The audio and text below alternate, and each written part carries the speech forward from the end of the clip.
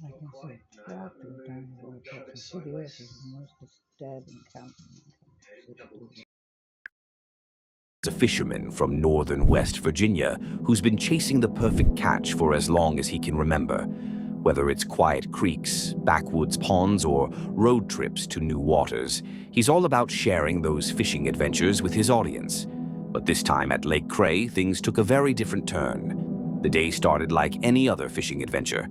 Joseph and his buddy Rick loaded up the canoe, which barely fit between their two trucks, and headed out for what was supposed to be a relaxing maiden voyage. The afternoon fishing was, well, let's just say it wasn't exactly trophy material. They kept pulling in what Joseph calls dinksters, stunted little bash that just won't grow in this overpopulated pond. But here's the thing about camping. The real action often happens after dark. As the sun set, Joseph decided to try his luck with some night fishing for catfish, while Rick headed home. He set up his new Bushnell pop-up tent, which he was pretty excited about. But at 2 a.m., this happens.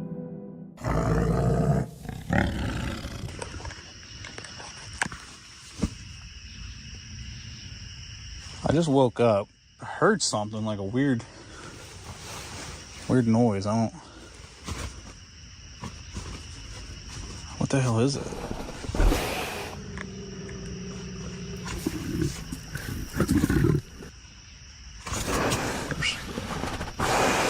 There's something else here.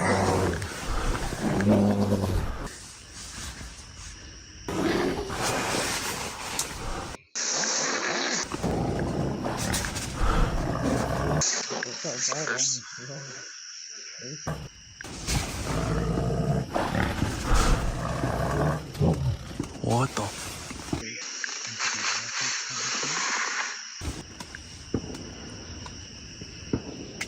Yeah, that sounds like a bear, like for real. Oh shit.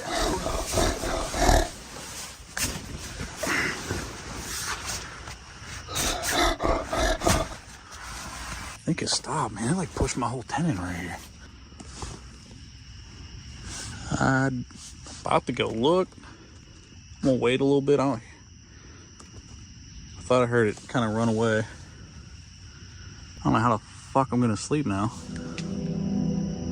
When he finally musters the courage to look outside, the bear is gone, or at least not visible anymore. Joseph immediately starts building the biggest fire he can manage, hoping the flames will keep the bear from coming back. Now, seriously, what do you think? Was this a black bear just being curious about the campsite, or something more aggressive checking out a potential meal? Bears are infinitely common in West Virginia, and they can absolutely be dangerous, especially if they associate human camps with food. Joseph handled this situation pretty well. He stayed calm, grabbed protection, and made smart decisions about the fire and potentially sleeping in the truck. The video ends with Joseph still on edge, debating whether to tough it out in the tent or retreat to the safety of his truck. Because when you're camping alone in bear country, sometimes the smart move is admitting when you're outmatched. Jenna Alexis is a YouTuber who creates content about wilderness adventures, outdoor exploration, and solo camping experiences across beautiful Canadian landscapes.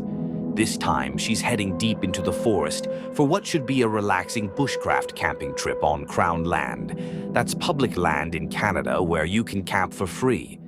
She's got her winter sleeping bag, her tarp for shelter, her cooking gear, and even brought along her travel companion, a stuffed monkey named Herb who's been with her on adventures before. She drives down a gravel road in her van, passing some cows along the way, joking about the tiny tires she still needs to replace. The forest looks perfect. There's a partially frozen river, plenty of standing dead trees for firewood, and complete solitude. Well, almost complete solitude. Earlier that morning, she had an unsettling encounter with a man in a white SUV, but she managed to relocate to what seemed like a much more secluded spot. It's really hard to stop smoking on your own. Every craving has to be resisted, but the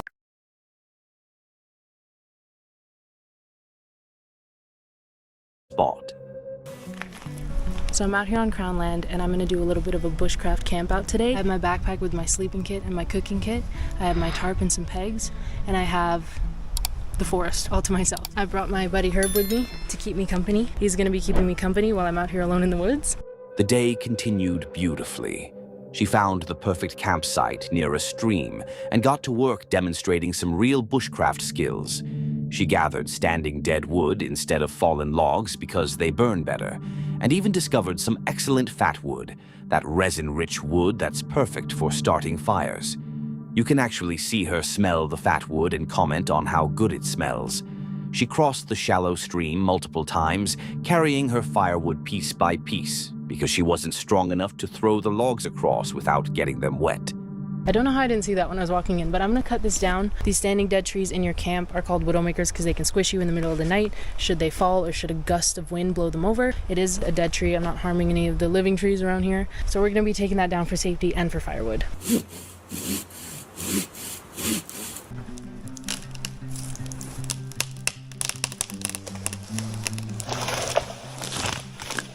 Falling trees can obviously be very dangerous, and for that reason I don't like to go against the laws of gravity, but there were some trees on the other side that were alive that I didn't want to hit and have the tree land on, and it worked. I'm learning things. Everything was going perfect.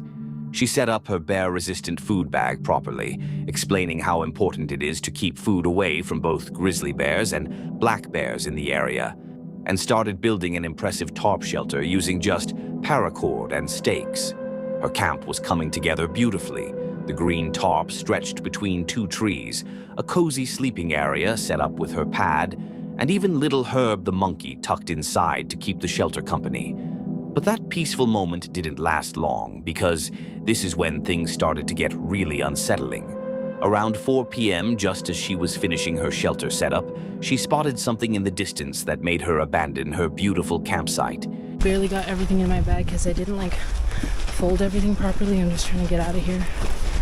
I have half my stuff in my food bag. It's gonna be okay. He's not here right now. This is where he pulled out to, and he literally took a look at me and turned around and pulled out. But I know it was the same car. It was like a white SUV with a bag over the back of his window, and he turned around and I saw that same bag. So yeah, I'm fucking out of here. Even if that guy didn't mean any harm and he was just trying to camp here, I don't like when somebody knows where I'm camping when I'm by myself. I want to be hidden and unseen, and I don't want some man to know that I'm alone in the woods. At this point, her survival instincts kicked in completely. She tore down the tarp shelter she had worked so hard to build, frantically stuffed everything into her bags without taking time to pack properly, and started the hike back to her van. Just to explain what just happened there.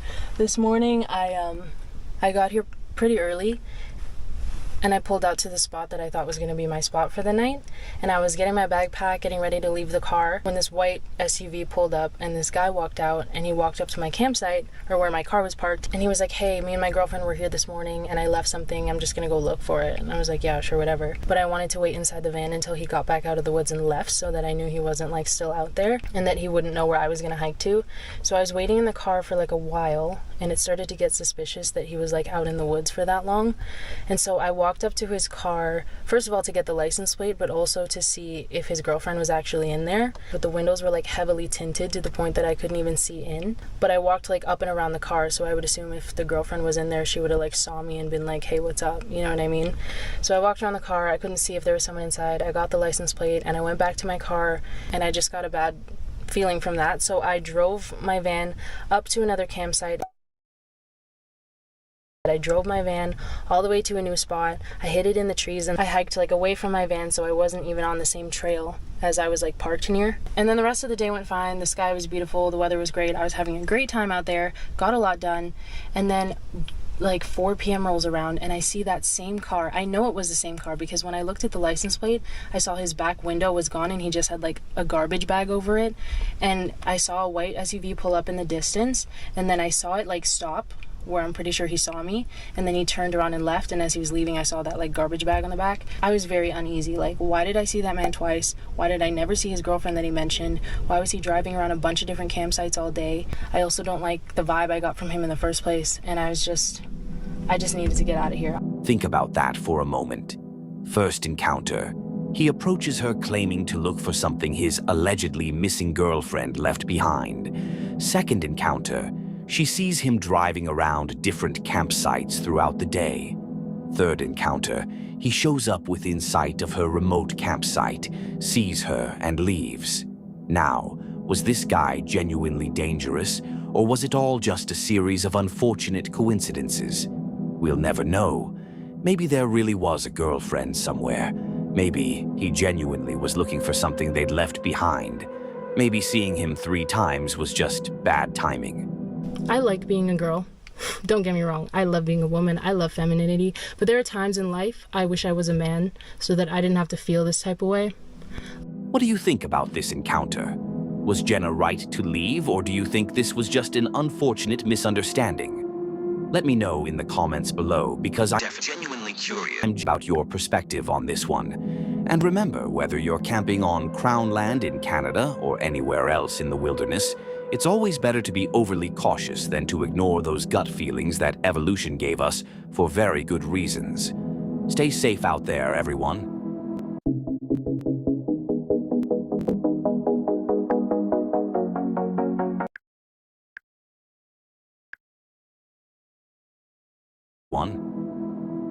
Dee is a woman who loves the paranormal so much that she's dedicated her entire channel to hunting down cryptids, investigating haunted locations, and camping in the most remote and terrifying places you can imagine. From Bigfoot to dogmen, from abandoned cabins to cornfields in the middle of nowhere, if it's creepy, Dee's there with a camera, hoping to catch something the rest of us would run from. And this time, she's heading back to a cornfield that's hiding a sinister secret, one that's been causing car crashes for years. I'm nervous. Okay, so we're still in that field, but I don't know. You see those woods back here? Those are the woods we were in. I found the middle spot. Well, kind of the middle. It's not really middle, but listen to this. So they heard that I was in the field, right? The ones that own it on this side. They have a barn over here, right? And there's tons. He says there's been at least 12 crashes in the last 3 years. 2 years is corn, so that's 6 each of those years. Right here by his house, because there's something that keeps running out. These guys don't talk, okay? They're so far apart, they don't talk, they don't, nothing. Just stay out of my stuff, right? But as you can imagine with these kinds of investigations, nothing ever goes smoothly. Dee mentions right from the start that her equipment keeps malfunctioning. Her camera glitches, her phone shuts down, her lights cut out during live streams. Classic signs that something doesn't want to be filmed. She's already done multiple intros by the time the footage starts working properly, and even then, she warns viewers that the video might be choppy because she's piecing together whatever clips actually survived. So something keeps happening to where people say they see a person running, but they're in black. They're blacked out. They can't make out any features, and it's the same thing. It darts towards the field right as they're coming. So, this road right here, see the road? It's running from those woods across that field into here, but it's getting people right as they're there, and they're crashing into the ditch and into the barn and stuff. So, he moved his barn back 3 years ago when the last 3 happened, or the first 3 happened. And then now they're just hitting the old foundation and stuff. Dee sets up near the road with a clear view of the cornfield and the woods beyond. She's got a light, a camera, and a plan. Wait it out and see if anything shows up.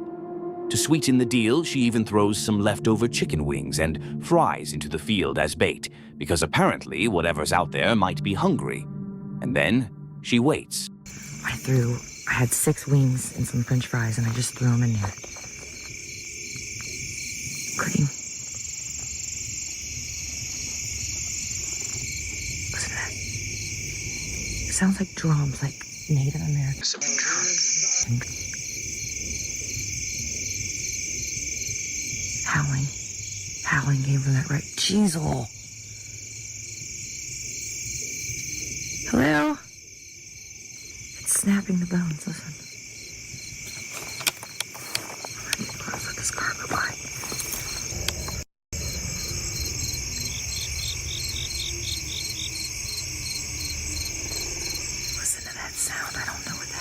hear clicking to my right and howling.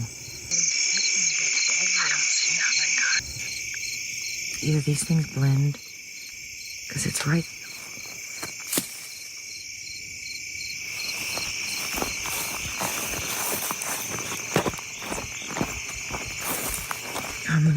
I'm not gonna do this. I'm gonna go get in the car. I gotta get in the car. What the fuck? It's got hands. It's got hands. While Dee's watching the field, something comes flying out of the darkness toward her. And when you look at the footage closely, you can see it. An orange object sailing through the air. The color, the shape, it looks exactly like the chicken she threw into the field earlier. Like whatever was out there just threw it back. Either it was done with it, or this was some kind of message. Thanks, but no thanks. But it doesn't stop there. Clicking. Clicking. What is that growling sound?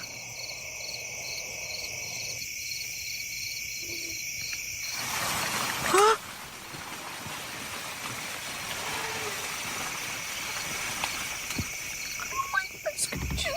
Oh my god. Okay, we're not gonna panic.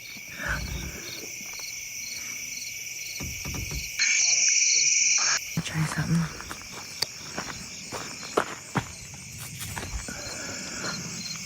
Woohoo! Oh! I hit something. That was big. Whatever I hit was hard. Did you hear that? Hello? I don't want to hurt you. I just want to play. Can you play with me? That wasn't as hard as it was over there. It sounded like I hit another stone or something. Woo! I see movement. Is that an eye? Guys. Hi. I'm not trying to hurt you. Ooh, I saw red. Oh, there's a bunch of eyes back here, guys.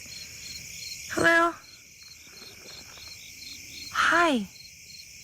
I'm just gonna pick this up. I wanna play. Can you? You were tossing stuff. Here.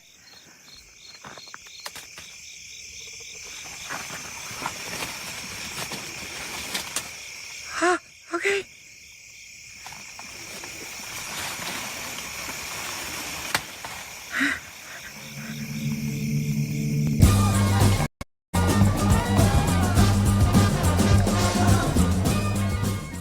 My Vinted empire runs on an eye for detail and a nose for profit. I curate every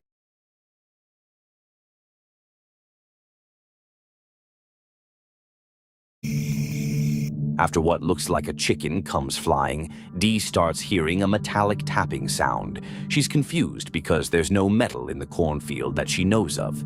Then she realizes something's throwing rocks now. So, what does she do? She throws one back. She picks up a rock and launches it into the field, asking out to play with her. Now, I don't know about you, but asking a cryptid that's been causing car accidents for years if it wants to play catch is definitely a bold strategy. Like, hey, I know you've been terrorizing this entire stretch of highway and possibly eating chicken bones in the dark, but wanna be friends? You've got to admire the optimism. And then she sees them. Glowing eyes. Dee says there's a bunch of eyes back here. Multiple entities, all watching her from the darkness. And then, the moment that makes Dee decide it's time to leave.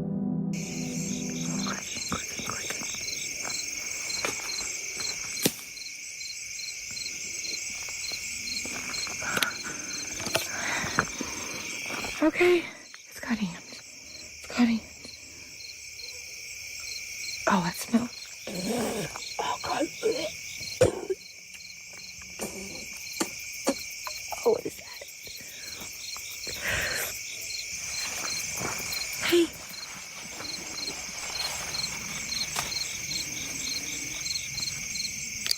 Woo. It's a picture. Oh, hi. Okay.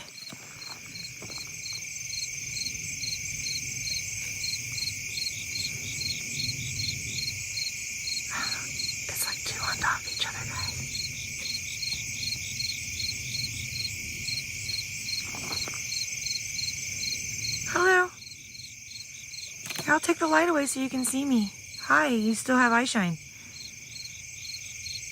Oh, okay, I don't like that. Okay, I'm gonna go back to the car. Okay, that was an orb. There's another orb. Guys, you saw what the dust... There's another orb. There's no bugs. You guys saw what the dust looks like. Oh, okay. What is that? What is that? Was that black?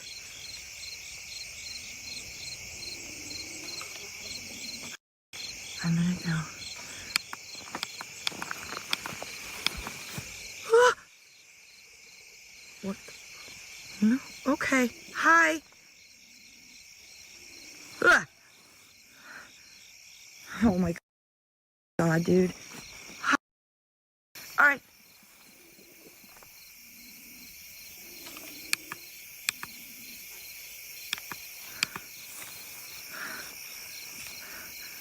Hello. Ah!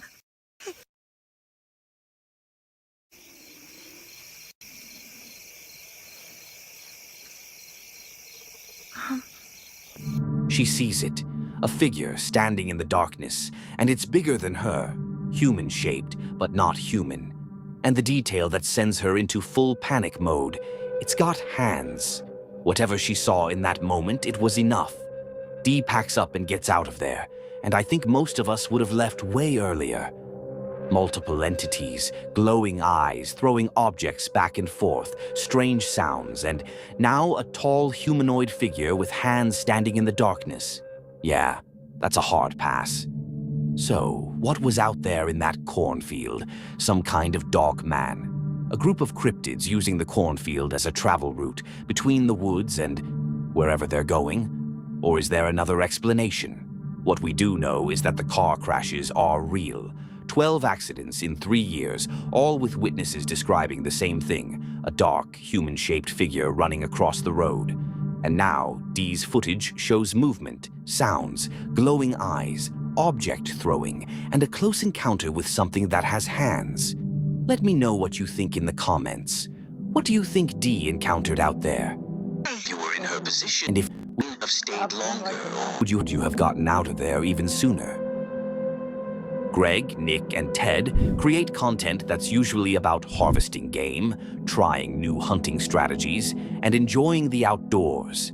These guys have spent countless hours in remote wilderness areas, from dense forests to open plains, always searching for that perfect hunt. But sometimes when you venture deep into the wild, far from civilization, you encounter something far more disturbing than any animal. This particular story takes place on September 25th, 2022, in the remote wilderness of Missouri. Nick and Ted had traveled deep into public land. We're talking about a 1.5 mile hike into thick forest, far from any roads or houses. They'd found the perfect spot, 3 fresh deer scrapes right below them. They were positioned high up in a tree stand, directly above one of those scrapes, feeling confident about their final evening hunt of the trip. Everything was going according to plan. It was 6:45 p.m., the golden hour when deer typically start moving. Now, before we dive in, I need to warn you. What you're about to hear contains genuinely disturbing audio.